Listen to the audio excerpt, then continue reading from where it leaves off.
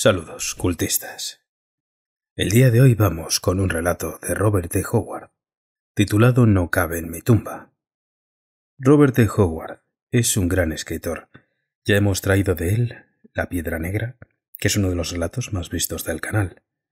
No solo eso, también debéis saber que es el padre de sagas como Conan, Cool de Atlantis y Solomon Kane.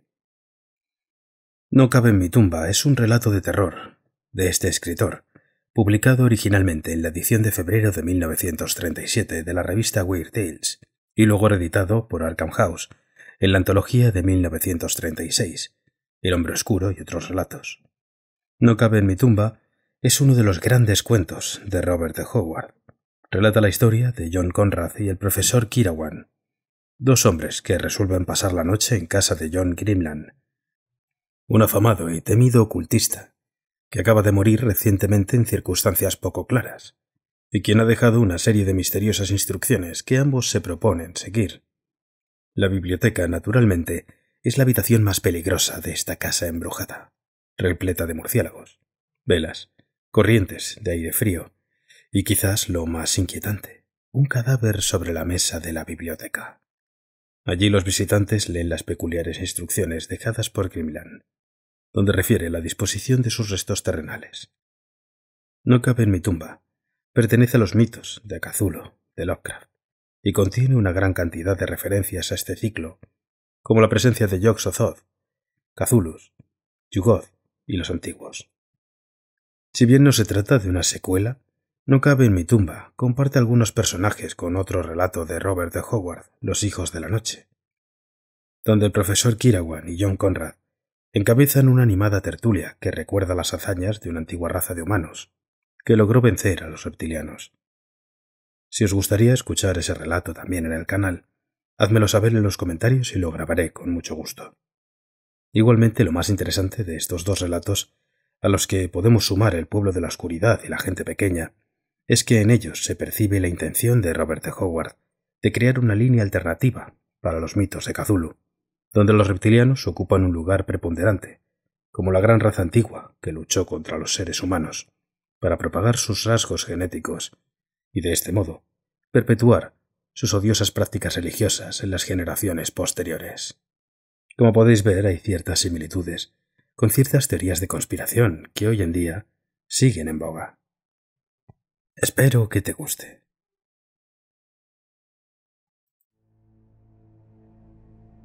El estruendo reverberó por toda la casa. Me despertó de un sueño inquieto y plagado de pesadillas. Miré por la ventana. Bajo la última luz de la luna, vi el rostro blanquecino de mi amigo John Conrad. ¿Puedo subir, Kirawan? Su voz era temblorosa y tensa. Por supuesto. Salté de la cama mientras le oí entrar por la puerta principal y subir las escaleras. Un momento después, lo tenía delante de mí, y bajo la luz que había encendido, vi que sus manos temblaban, y noté la palidez antinatural de su cara. El viejo John Grimland ha muerto hace una hora, dijo bruscamente. No tenía ni idea de que estuviera enfermo. Ha sido un ataque repentino y virulento, de naturaleza singular, una especie de acceso, en cierto modo, parecido a la epilepsia. Los últimos años había sufrido este tipo de crisis, ¿sabes? Asentí. Algo sabía del viejo ermitaño que había vivido en la gran casa oscura en lo alto de la colina. De hecho, había sido testigo de uno de sus extraños ataques, y me horrorizaron las convulsiones, los aullidos y los gimoteos del desdichado, que se retorcía sobre el suelo como una serpiente herida, mascullando terribles maldiciones y negras blasfemias, hasta que su voz se quebró en un chillido sin palabras, que regó sus labios de espuma. Al ver esto, comprendí por qué la gente de épocas antiguas consideraba a semejantes víctimas como hombres poseídos por demonios. Algún rasgo hereditario, estaba diciendo Conrad. El viejo John, sin duda, heredó alguna debilidad innata, provocada por una enfermedad repugnante que debió de legarle a algún antepasado remoto. Estas cosas ocurren a veces, o si no, bueno, ya sabes que al viejo John le gustaba curiosear en las zonas misteriosas del mundo. y vagabundeó por todo Oriente en sus días de juventud. Es muy posible que le infectara algún mal ignoto durante sus viajes. Todavía hay muchas enfermedades sin clasificar. Pero, dije yo, no me has dicho la razón de esta repentina visita a una hora tan intempestiva. Mi amigo pareció algo confuso.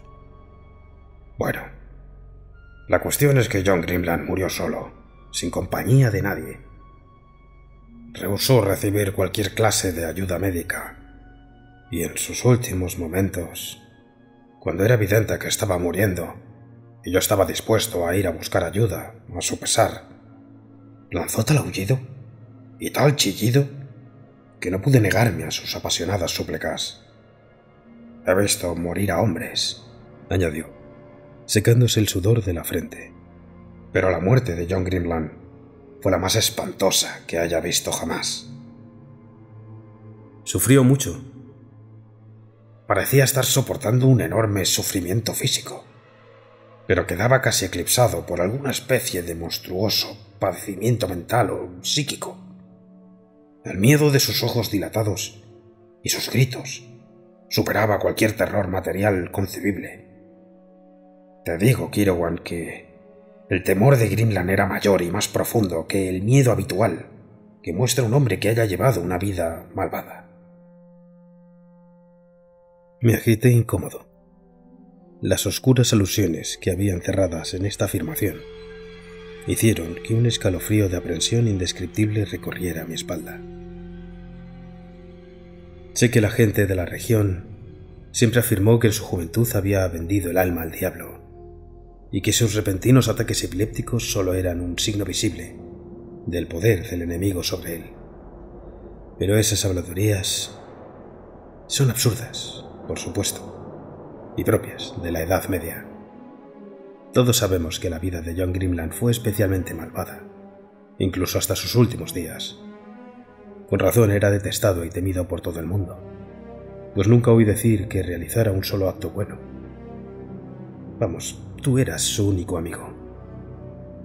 Y fue una extraña amistad, dijo Conrad.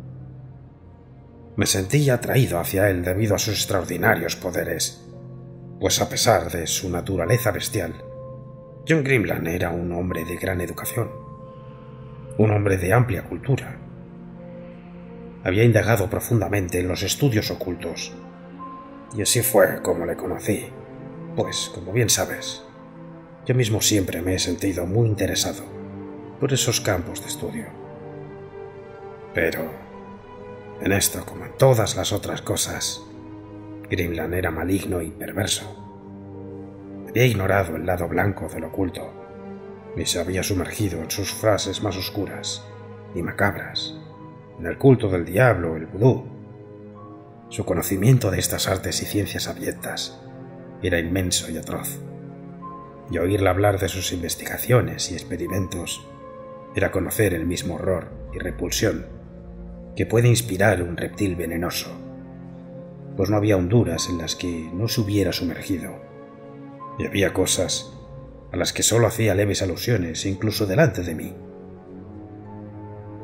Te digo, Kiowan, que es fácil reírse de las historias de lo desconocido cuando uno está en buena compañía bajo la brillante luz del sol. Pero si hubieras estado sentado a las horas inverosímiles en la extravagante y silenciosa biblioteca de John Grimland y hubieras contemplado los antiguos y mohosos volúmenes y escuchado sus espeluznantes palabras como yo, la lengua se te habría quedado reseca en el paladar, con horror puro, como le pasó a la mía, y lo sobrenatural te habría parecido muy real, como me lo pareció a mí.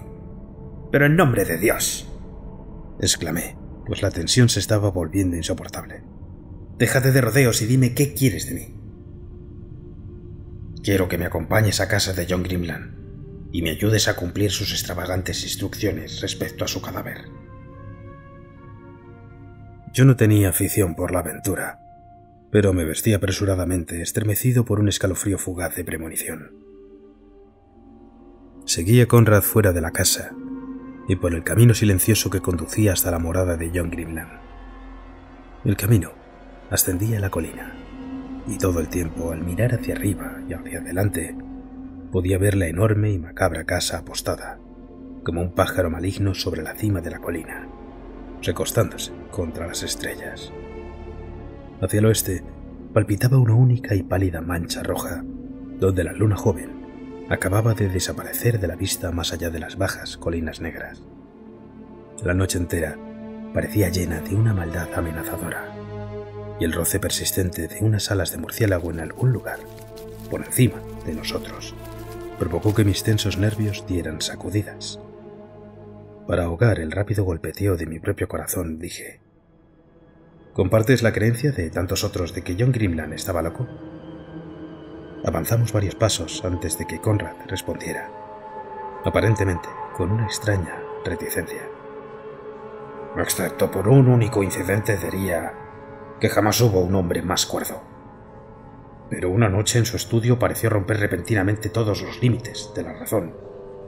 Había disertado durante horas sobre su tema favorito, la magia negra, cuando repentinamente gritó, mientras su cara se iluminaba con un extraño resplandor atroz. ¿Por qué te cuento estas niñerías? Estos rituales vudú, estos sacrificios, serpientes emplumadas, machos cabríos sin cuernos, los cultos del leopardo. Son polvo que se lleva el viento, heces del auténtico desconocido. Son meros ecos del abismo. Podría contarte cosas que harían añicos tu insignificante cerebro. Podría susurrar a tu oído nombres que te sacarían como una hierba quemada. ¿Qué sabes de Yog-Sothoth, de Cazulos y de las ciudades hundidas? Ninguno de estos nombres aparece ni siquiera incluido en tus mitologías, ni en tus sueños has atisbado las negras murallas ciclópeas de Koth, o has temblado bajo los vientos nocivos que soplan procedentes de Yugoth. Pero no puedo esperar que tu cerebro soporte lo que el mío contiene. Si fueras tan viejo como yo, si hubieras visto, como yo he visto, reinos desmoronarse y generaciones perecer. Claramente el viejo estaba desvariando. Su cara violentamente iluminada apenas conservaba una apariencia humana. Y de pronto, notando mi evidente perplejidad, estalló en una horrible carcajada. Dios, me temo que te he asustado. Y por cierto que no es de extrañar, siendo tú como eres un salvaje desnudo en lo tocante a las artes de la vida. ¿Crees que soy viejo, Bueno, patán boquiabierto. Te morirías al instante si te dijera cuántas generaciones del hombre he conocido. Pero en ese momento me dominó tal horror que huí de él como si fuera una víbora, y su risa aguda y diabólica me siguió cuando salí de la casa sombría. Unos días después recibí una carta disculpándose por sus modales y achacándolos con demasiada franqueza, a las drogas. No le creí, pero tras ciertos titubeos reanudé nuestras relaciones. Parece una auténtica locura, Musite. Sí, admitió Conrad, dubitativo. Pero Kirawan, ¿has visto alguna vez a alguien que conociera a John Grimland en su juventud? Agité la cabeza. Me he tomado muchas molestias para indagar sobre él discretamente. Ha vivido aquí durante 20 años, con excepción de sus misteriosas ausencias, a veces de varios meses seguidos. Los aldeanos más viejos recuerdan claramente cuando llegó por vez primera y ocupó la casa de la colina, y todos dicen que en los años transcurridos no ha parecido envejecer de forma perceptible. Cuando llegó aquí tenía el mismo aspecto que tiene ahora, o que tenía hasta el momento de su muerte, con la apariencia de un hombre de unos 50 años. Conocí al viejo von Borek en Viena, y me dijo que él había conocido a Grimland cuando era un jovencito, que estudiaba en Berlín, 50 años antes, y expresó su asombro al saber que el viejo seguía vivo, pues dijo que en aquella época Grimland aparentaba 50 años de edad. Lancé una exclamación incrédula al ver hacia dónde apuntaba la conversación. Tonterías.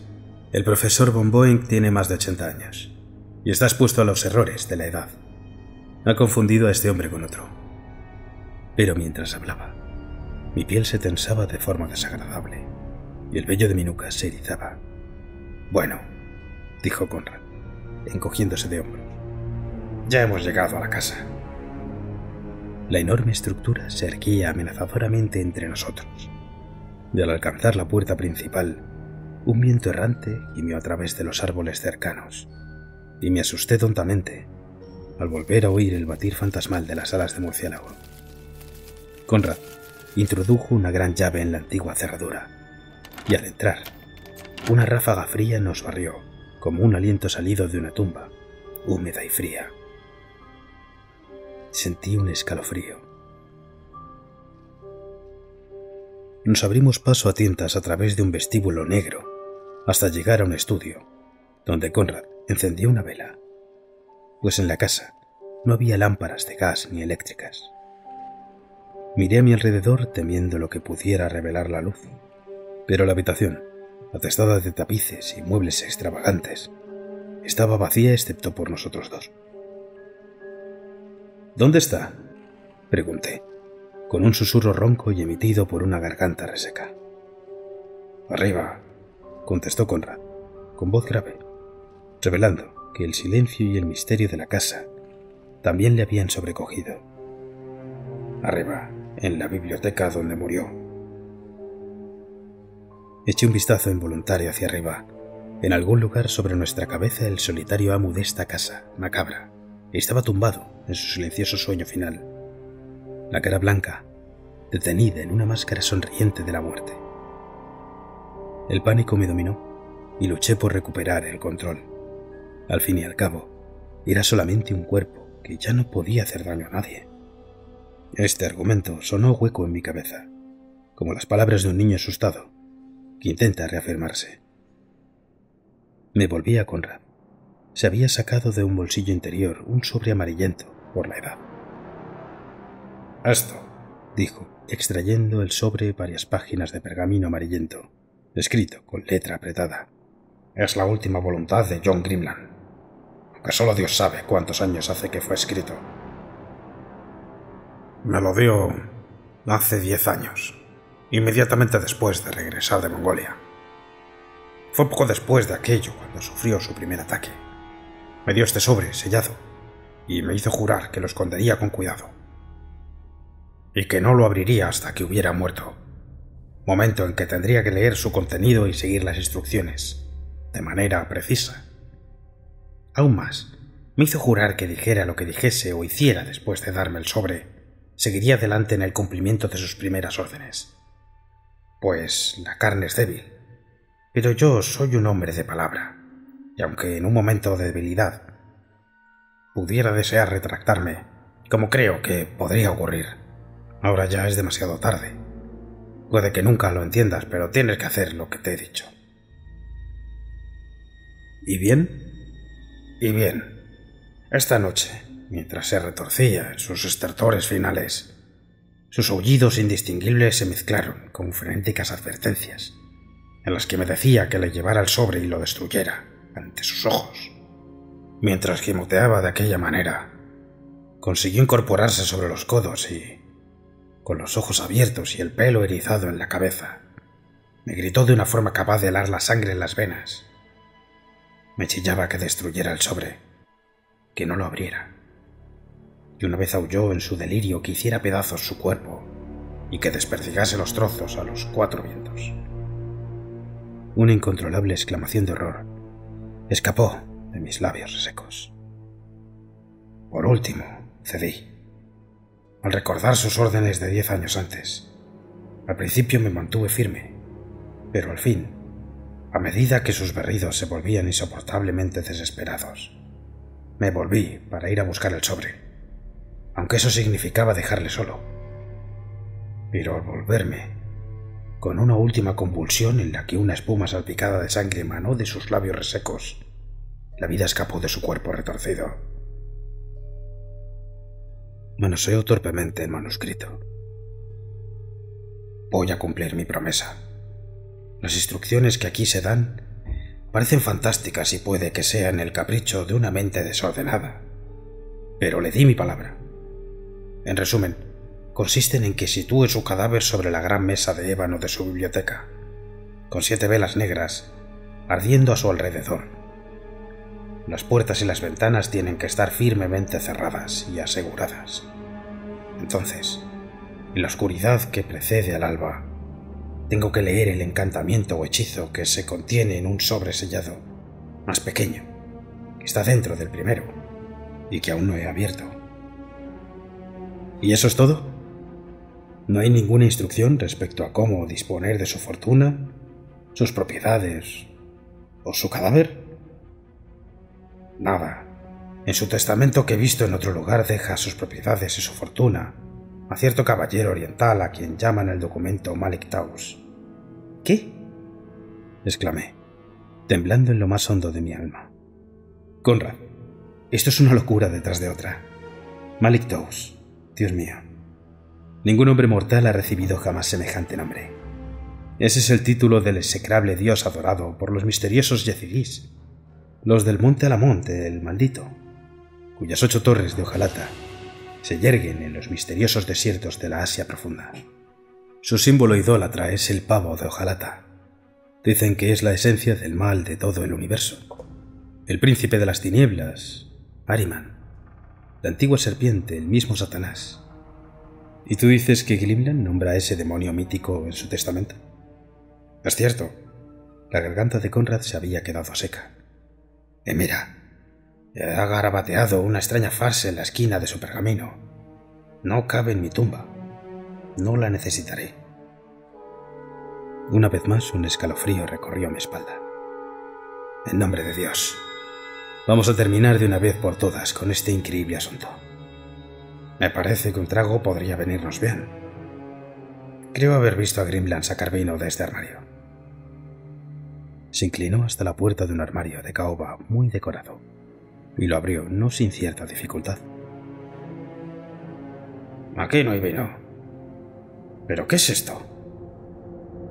Sacó un pergamino, polvoriento, amarillento y medio cubierto de telarañas. Ante mis sentidos nerviosamente excitados, todo lo que había en aquella casa tétrica parecía impregnado de un significado y una importancia misteriosos, y me incliné sobre su hombro mientras lo desenrollaba. Es un título de nobleza, una crónica de nacimientos, muertes y demás semejantes, a las que solían llevar a las antiguas familias en el siglo XVI y antes. ¿A qué nombre está? Miró con ceño fruncido los pálidos garabatos esforzándose por distinguir la letra arcaica y difuminada. G-R-Y-M... Ya lo tengo. Grimlan, por supuesto. Es el registro de la familia del viejo John. Los Grimlan, de Todd's Health Manor, Suffolk. ¡Qué nombre tan extravagante para una finca! Mira la última entrada. La leímos juntos. John Grimlan, nacido el 10 de marzo de 1630. Ambos lanzamos una exclamación. Bajo esta entrada estaba recién escrito, con letra extraña y garabateada. Muerto el 10 de marzo de 1930. Debajo había un sello de cera negra, estampado con un extraño dibujo, parecido a un pavo con la cola extendida. Conrad me miró demudado, todo el color de la cara perdido. Yo me revolví con la cólera engendrada por el miedo. Esto es un fraude orquestado por un loco. Ha preparado la escena con tanto detalle que quienes lo han llevado a cabo se han excedido. Sean quienes sean, han acumulado tantos efectos increíbles que acaban por anularse. Se trata de un drama de ilusiones muy estúpido y muy simple. Mientras hablaba, un sudor gélido se había adueñado de mi cuerpo y me agité, como si tuviera fiebre. Con un gesto mudo, Conrad se volvió hacia las escaleras, llevándose una gran vela de una mesa de caoba. Imagino que se daba por supuesto, susurró, que debería cumplir con esta espeluznante tarea yo solo, pero no tuve suficiente coraje moral para hacerlo. Y ahora me alegro de que así fuera. Un horror inmóvil pesaba sobre la casa silenciosa mientras subíamos las escaleras. Una leve brisa se deslizó desde algún sitio e hizo agitarse los pesados colgantes de terciopelo, y visualicé sigilosos dedos afilados apartando los tapices para clavar resplandecientes ojos rojos sobre nosotros. Me pareció oír las inconfundibles pisadas de pies monstruosos en algún lugar más arriba, pero debió de ser el palpitar desbocado de mi propio corazón. Las escaleras desembocaban en un amplio pasillo oscuro, en el cual nuestra débil vela proyectaba un leve resplandor que apenas nos iluminaba las pálidas caras y que hacía que las sombras pareciesen más oscuras, por comparación. Nos detuvimos ante una puerta pesada y oí cómo Conrad tomaba aliento con la intensidad propia de un hombre que se prepara física o mentalmente para algo. Apreté involuntariamente los puños hasta que las uñas se me clavaron en las palmas. Entonces Conrad abrió la puerta de golpe. Un grito agudo escapó de sus labios. La vela resbaló de sus dedos flácidos y se apagó. La biblioteca de John Grimland estaba llena de luz, aunque la casa entera estaba en tinieblas cuando entramos. Esta luz procedía de 7 velas negras situadas a intervalos regulares alrededor de la gran mesa de ébano. Ahora, enfrentado a la misteriosa iluminación y a la visión de la cosa que había sobre la mesa, mi determinación estuvo a punto de venirse abajo. John Grimland había sido desagradable en vida. En la muerte era repugnante. Sí, era repugnante a pesar de que su rostro estaba piadosamente cubierto con la misma y singular túnica de seda que, tejida con fantásticos dibujos de pájaros, cubría su cuerpo entero, excepto las retorcidas manos semejantes a garras y los pies desnudos y marchitos. Un sonido ahogado brotó de Conrad. «Dios mío, ¿qué es esto?» Dejé su cuerpo sobre la mesa y puse las velas alrededor, pero no las encendí, ni tampoco le puse esa túnica sobre el cuerpo. Y llevaba unas zapatillas de andar por casa cuando me marché. Se interrumpió repentinamente. No estábamos solos en la cámara funeraria. Al principio, no le habíamos visto, ya que estaba sentado en un gran sillón en un extremo apartado de un rincón, de manera que parecía parte de las sombras proyectadas por los pesados tapices. Cuando mis ojos cayeron sobre él, un escalofrío violento me conmovió, y un sentimiento semejante a la náusea removió el fondo de mi estómago. Mi primera impresión fue la de sentir unos ojos amarillos y oblicuos que nos miraban sin pestañear.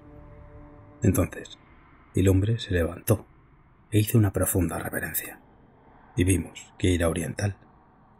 Ahora, cuando intento representarlo con claridad en mi mente, no consigo rescatar ninguna imagen nítida de él. Solo recuerdo los ojos desgarradores y la túnica amarilla y fantástica que llevaba. Devolvimos su saludo mecánicamente, y él habló, con voz grave y refinada. «Caballeros, les suplico que me disculpen.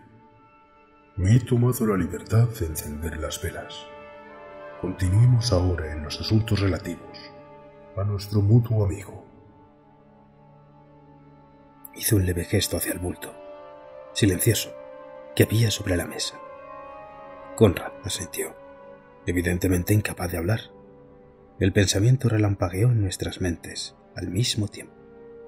Este hombre también había recibido un sobresellado. Pero ¿cómo había llegado tan rápidamente a casa de Grimland? Apenas llevaba 2 horas muerto, y por lo que sabíamos, nadie más que nosotros conocía su fallecimiento. ¿Y cómo había entrado en la casa cerrada con llave? Todo el asunto era grotesco e irreal en grado extremo. Ni siquiera nos presentamos, ni preguntamos al desconocido cuál era su nombre. Tomó el mando de una manera natural, y estábamos tan sometidos al hechizo del horror y la ilusión que nos movíamos como envueltos en una bruma, obedeciendo involuntariamente sus sugerencias, que nos daban tono grave y respetuoso. Acabé en pie al lado izquierdo de la mesa, mirando por encima de su macabra carga a Conrad. El oriental estaba en pie con los brazos cruzados y la cabeza inclinada a la cabecera de la mesa.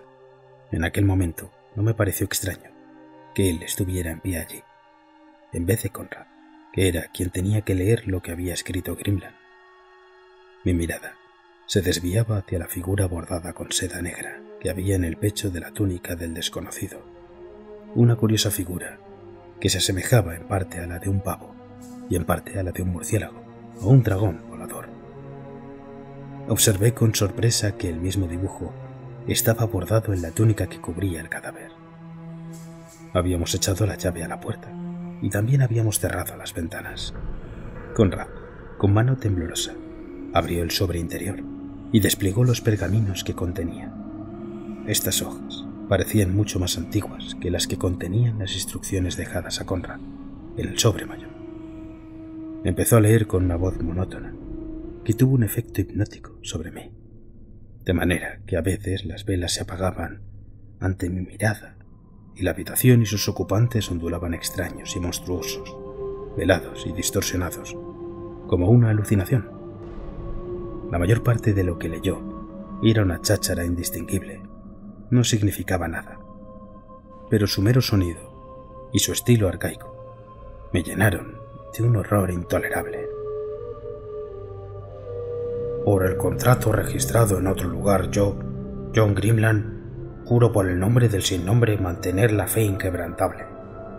Por lo tanto, escribo ahora con sangre las palabras que me han sido transmitidas en esta cámara macabra y silenciosa, en la ciudad muerta de Cod, donde ningún hombre mortal excepto yo ha podido llegar. Estas mismas palabras las escribo ahora yo mismo para que sean leídas sobre mi cuerpo en el momento destinado, de manera que se cumpla mi parte del trato, que acepté por mi libre voluntad y conocimiento, en perfecto estado de lucidez mental y a la edad de 50 años en este año del Señor, de 1680. Aquí empieza el encantamiento. Antes de que existiera el hombre existieron los antiguos, e incluso su señor habitó entre las sombras en las cuales, si un hombre ponía el pie, podría no regresar sobre sus pasos. Las palabras se mezclaron con una cháchara bárbara cuando Conrad tropezó con un idioma desconocido, una lengua que sugería remotamente el fenicio, pero que se estremecía con el matiz de una espantosa antigüedad que excedía a la de cualquier lengua del mundo que pudiera recordarse. Una de las velas tembló y se apagó. Hice un gesto para volver a encenderla, pero un movimiento del oriental silencioso me detuvo. Sus ojos me abrasaron y luego volvieron a dirigirse a la figura inmóvil de la mesa. El manuscrito había regresado a su inglés arcaico. Y el mortal que alcance las ciudadelas negras de Cod y hable con el señor oscuro cuyo rostro está escondido, a cambio de un precio podrá obtener aquello que más desee, riquezas y conocimientos que excedan lo conmensurable, y vida más allá de la duración mortal en hasta 250 años. Una vez más, la voz de Conrad derivó hacia guturales desconocidas. Se apagó otra vela. Que los mortales no titubeen cuando se aproxime la hora del pago y los fuegos del infierno rodeen su esencia, en señal de que hay que ajustar las cuentas. Pues el príncipe de las tinieblas siempre se cobra sus deudas al final y no se le puede engañar. Lo que hayas prometido, eso habrás de entregar. Al oír la primera sílaba del bárbaro párrafo, una fría mano de terror apretó mi garganta. Mis frenéticos ojos se dirigieron a las velas y no me sorprendió ver cómo se apagaba otra. Pero no había rastro de ninguna ráfaga que agitase sus pesadas colgaduras negras. La voz de Conrad osciló. Se llevó la mano a la garganta, callándose momentáneamente. Los ojos del oriental no se alteraron. Entre los hijos del hombre se deslizan sombras extrañas eternamente. Los hombres ven las huellas de las garras, pero no los pies que las dejan. Sobre las almas de los hombres se extienden grandes alas negras.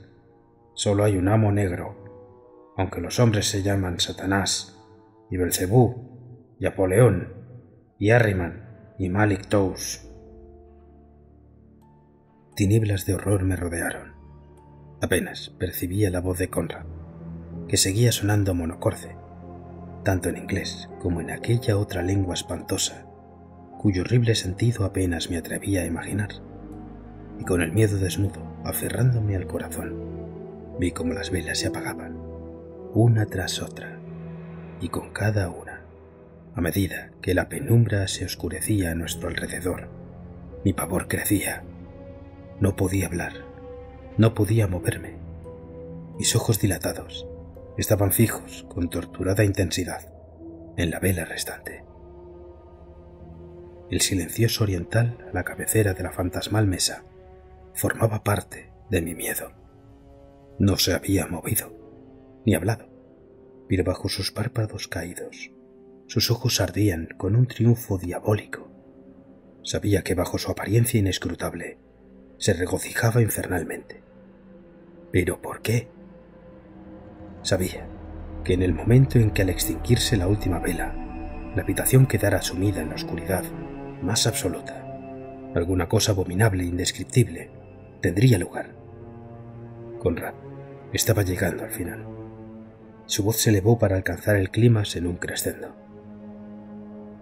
Ahora se aproxima el momento del pago. Los cuervos vuelan, los murciélagos baten sus alas en el cielo, hay calaveras en las estrellas. El alma y el cuerpo han sido prometidos y serán entregados, no de regreso al polvo ni a los elementos de los que brota la vida. La vela tembló ligeramente.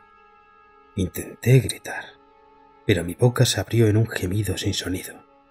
Intenté huir, pero permanecí paralizado, incapaz incluso de cerrar los ojos. El abismo se abre y hay que pagar la deuda. La luz flaquea, las sombras crecen. No hay más Dios que el mal, no hay más vida que la oscuridad, no hay más esperanza que la condena. Un gruñido hueco resonó en la habitación. Parecía proceder de la cosa cubierta con la túnica que había encima de la mesa. La túnica se agitó convulsivamente. ¡Oh, alas de negra oscuridad! Me sobresalté violentamente. Un leve crujido sonó en las sombras crecientes, el agitar de las oscuras colgaduras. Parecían alas gigantescas frotándose. ¡Oh, ojos rojos de las sombras! Lo que se ha prometido, lo que está escrito en sangre se ha cumplido. La luz está envuelta en la oscuridad, Koth. La última vela se apagó repentinamente, y un escalofriante grito inhumano, que no surgió de mis labios, ni de los de Conrad, estalló de forma intolerable. El horror me bañó como una ola negra y gélida. En la ciega oscuridad me oí gritar terriblemente. Entonces, con un remolino y una gran ráfaga de aire, algo barrió la habitación, haciendo volar las colgaduras y estrellando las sillas y las mesas contra el suelo.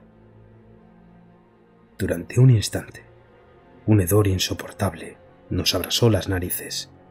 Una risita grave y repugnante se burló de nosotros en la oscuridad. Después, el silencio cayó como una mortaja. No sé cómo. Conrad encontró una vela y la encendió. El débil resplandor nos reveló la habitación en un desorden terrible. Nos mostró los rostros fantasmales de ambos y nos enseñó la mesa de ébano, vacía. Las puertas y las ventanas estaban tan cerradas como antes, pero el oriental se había ido, y también el cadáver de John Grimland. Gritando como hombres condenados, derribamos la puerta y bajamos frenéticamente por la escalera, donde la oscuridad pareció aferrarse a nosotros con firmes dedos negros. Mientras llegábamos tambaleándonos al vestíbulo inferior, un horripilante resplandor atravesó la oscuridad y el olor a madera ardiendo nos llenó las narices. La puerta de la calle resistió un momento nuestro frenético asalto, y luego cedió, y nos arrojamos a la luz de las estrellas en el exterior. Detrás de nosotros, las llamas estallaron con un rugido, mientras corríamos colina abajo. Conrad miró por encima del hombro, se detuvo repentinamente, se giró, y agitó los brazos como un loco y gritó: «Vendió el alma y el cuerpo a Balik Tous, que es Satanás, hace 250 años. Esta era la noche del pago. Dios mío, mira. El enemigo ha reclamado lo suyo». Miré, paralizado por el terror. Las llamas habían envuelto la casa entera con devastadora rapidez, y ahora la enorme construcción se recortaba contra el cielo sombrío, como un infierno carmesí. Y por encima flotaba una gigantesca sombra negra, parecida a la de un murciélago monstruoso, y de su oscura zarpa colgaba una pequeña cosa blanca, parecida al cuerpo de un hombre, que pendía inerte. Entonces, mientras gritábamos horrorizados, desapareció, y nuestra aturdida mirada solo encontró las paredes temblorosas y el tejado ardiente que se desmoronaba sobre las llamas con un rugido estremecedor.